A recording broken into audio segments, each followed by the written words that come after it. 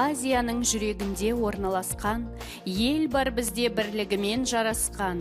Қазақстан деп аталады еліміз, туып өскен жанға жақын жеріміз.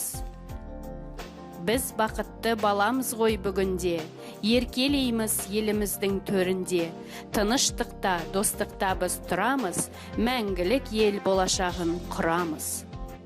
Үлгі болар өнегелі елбасы бар, оны менен барлық бала мақтанар. Зор еңбегі елімізге нық сіңді, қазақ аты күллі әлемге көрінді. Көшбасшымыз ерінбей еңбек етеді, әлемдегі жеңістері арта жетеді.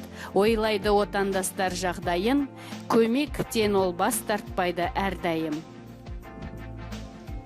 Қазақстанның ертеңі ол балалар, үш тілде де сөйлей білген даралар. Елбасының саясаты үш тілдік, сол мақсатқа біз әрине ұмтылдық. Сүйікті президентті мінсіз деймін, игі істерін ерлікпенен тенеймін. Қазақстанның тірегі, мақтанышы, елін сүйген, жерін сүйген көшбасшы.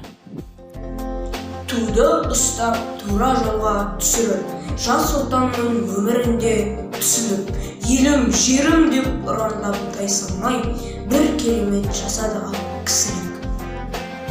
Бір күнде артымызға тастауы, қиын сәтте қиындықтан қашпауы, тілім, дінім, ұлтым қайда көгерген,